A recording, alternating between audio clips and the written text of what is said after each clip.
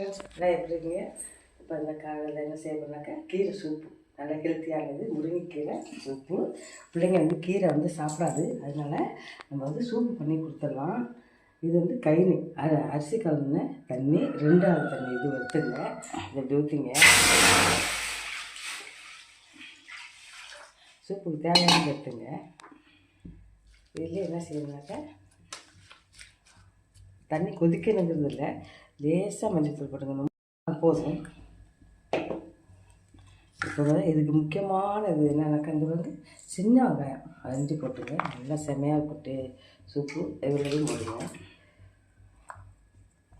ஆனால் நீங்கள் அரிசி கலந்த தண்ணியில் தான் வைக்கணும் சூப்பு, அதுதான் நல்லாயிருக்கும். பச்சை தண்ணி வச்சிடாதீங்க, டேஸ்ட்டாக இருக்கும். உடம்புக்கு நல்லா கிழ்த்தி கீரை போட்டு ஒரே ஒரு காரத்துக்கு ஒரு இது மட்டும்தான், காரத்துக்கு வேறு ஒன்றும் இல்லை.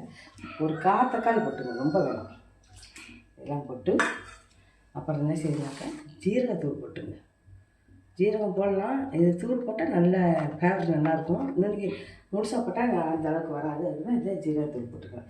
இதை கூட போட்டுங்க, அதுதான் இதுக்கு இப்போ என்னன்னாக்கா கொதிக்கணும்னு தேவையில்லை. இதை போட்டு நல்லா வேக வச்சிடலாம்.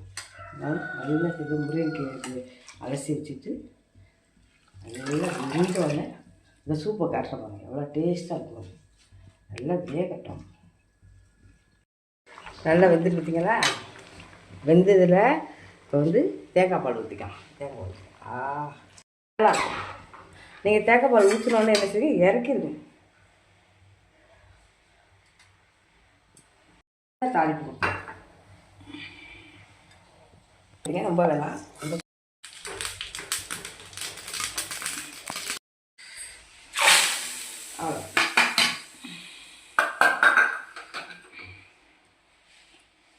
Soup ready.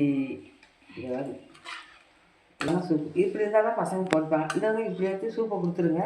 கீரை அதில் சாப்பிட்டா வேணாம், ஏன்னா எல்லாமே நல்லா வெந்து சாரி இறக்கிட்டுப்பாங்க புல்லுன்னு புல். இப்படி சூப் எடுத்துக்கிட்டே செமையாக வயிற்றுக்கு உடலுக்கு எல்லாத்துக்குமே நல்லது. நம்மளுமே வீட்டுக்கு இதை ஊற்றி சாப்பிடுங்க, செமையாக இருக்கும். மற்ற கிளைக்கீரை சாப்பிடலாம், எது சாப்பிடலாம். சூப்பு ரெடி, கீரை சூப்பு ரெடி. இந்த மாதிரி இப்படி கொடுத்தா பிள்ளைங்க குடிச்சிடுவோம். இதுமாதிரி கொடுத்தலாம் பேரனுக்கு, இந்த ஸ்கூலுக்கு போகிற பிள்ளைங்க ஒன்றும் செய்யாது. கீரைலாம் திங்காதுவோ, அதனால் நம்ம சூப்பை வேக வச்சு பார்த்தீங்கன்னா எவ்வளோ வேக வச்சோம், அவ்வளோ தண்ணி சுண்டி போயிட்டுருவாங்க. அந்த அளவுக்கு கீரை ஜூஸெல்லாம் இறங்கிட்டு சூப்பை கொடுத்துங்க. இதை ட்ரை பண்ணுங்கள், பிள்ளைங்களுக்காக கொடுங்க, நம்மளும் குடிச்சிக்கலாம். அவ்வளோக்கு ரொம்ப நல்லது. தேங்க்யூ. அடுத்த வீடியோவில் பார்ப்போம். தேங்க்யூ.